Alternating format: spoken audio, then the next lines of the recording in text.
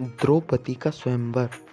लाक्षागृह से जीवित बच निकलने के पश्चात पांडव अपनी माता कुंती सहित वहां से एक चक्रा नगरी में जाकर मुनि के वेश में एक ब्राह्मण के घर में निवास करने लगे।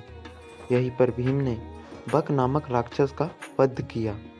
पांडवों को एक चक्रा नगरी में रहते कुछ काल व्यतीत हो गया तो एक दिन उनके यहाँ भ्रमण करता हुआ एक ब्राह्मण आया।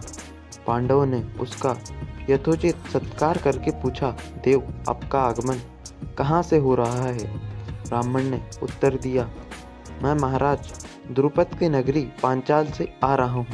वहाँ पर द्रुपद की कन्या द्रौपदी के स्वयंवर के लिए अनेक देशों के राजा महाराजा पधारे हुए हैं। उस ब्राह्मण के प्रस्थान करने के पश्चात पांडवों से भेंट करने वेदव्यास आ पहुँचे। वेदव्यास ने पांडवों को आदेश दिया कि तुम लोग पांचाल चले जाओ। वहाँ द्रुपद कन्या पंचाली का स्वयंवर होने जा रहा है। वह कन्या तुम लोगों के सर्वथा योग्य है, क्योंकि पूर्व जन्म में उसने भगवान शंकर की तपस्या की थी और उसकी तपस्या से प्रसन्न होकर शिव ने उसे अगले जन्म में 5 उत्तम पति प्राप्त होने का वरदान दिया था। वह देवी स्वरूपा बालिका सब बातें से तुम लोगों के योग्य ही है। तुम लोग वहां जाकर उसे प्राप्त करो। इतना कहकर वेदव्यास वहां से चले गए। पांचाल जाते हुए मार्ग में पांडवों की भेंट धौम्य नामक ब्राह्मण से हुई और वे उसके साथ ब्राह्मणों का वेश धरकर द्रौपदी के स्वयंवर में पहुँचे। स्वयंवर सभा में अनेक देशों के राजा महाराजा एवं राजकुमार पधारे हुए थे।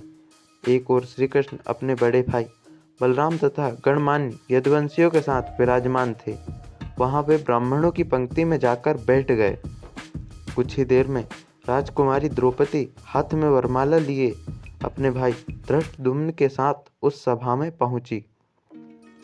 धृष्टद्युम्न ने सभा को संबोधित करते हुए कहा, हे विभिन्न देश से पधारे राजा महाराजाओं एवं अन्य गणमान्य जनों, इस मंडप में स्तंभ के ऊपर बने हुए उस घूमते हुए यंत्र पर ध्यान दीजिए।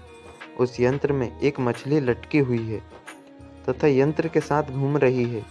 आपको स्तंभ के नीचे रखे हुए तेल पात्र में मछली के प्रतिबिंब को देखते हुए बाण चलाकर मछली के नेत्र को लक्ष्य बनाना है। मछली के नेत्र का सफल भेदन करने वाले से मेरी बहन द्रौपदी का विवाह होगा। एक के बाद एक सभी राजा महाराजा एवं राजकुमारों ने मछली पर निशाना साधने का प्रयास किया, किंतु सफलता हाथ न लगी और वे कांतिहीन होकर अपने स्थान में लौट आए। इन असफल लोगों में जरासंध, शल्य, शिशुपाल तथा दुर्योधन, दुशासन आदि कौरव भी सम्मिलित थे। कौरव के असफल होने पर दुर्योधन के परम मित्र कर्ण ने लक्ष्मी को निशाना बनाने के लिए धनुष उठाया, किंतु उन्हें देखकर द्रौपदी बोल उठी, यह सूत पुत्र है, इसलिए मैं इसका वरण नहीं कर सकती। द्रौपदी के वचनों को सुनकर कर्ण ने लज्जित होकर धनुष बाण रख दिया। उसके पश्चात ब्राह्मणों की पंक्ति से उठकर अर्जुन ने निशाना लगाने के लिए धनुष उठा लिया। एक ब्राह्मण को राजकुमारी के स्वयंवर के लिए उद्धत देख वहां उपस्थित जनों को अत्यंत आश्चर्य हुआ, किंतु ब्राह्मणों के क्षत्रियों से अधिक श्रेष्ठ होने के कारण से उन्हें कोई रोक न सका। अर्जुन ने तेल पात्र में मछली के प्रतिबिंब को देखते हुए एक ही बाण में मछली के नेत्र को भेद दिया। द्रौपदी ने आगे बढ़कर अर्जुन के गले में वरमाला डाल दी। एक ब्राह्मण के गले में द्रौपदी को वरमाला डालते देख समस्त क्षत्रिय राजा महाराजा एवं राजकुमारों ने क्रोधित होकर अर्जुन पर आक्रमण कर दिया। अर्जुन की सहायता के लिए शेष पांडव भी आ गए और पांडव तथा क्षत्रिय राजाओं में घमासान युद्ध होने लगा। श्री कृष्ण ने अर्जुन को पहले ही पहचान लिया था। जय श्री कृष्ण, जय श्री राम। तो दोस्तों, यह थी द्रौपदी के स्वयंवर की कहानी।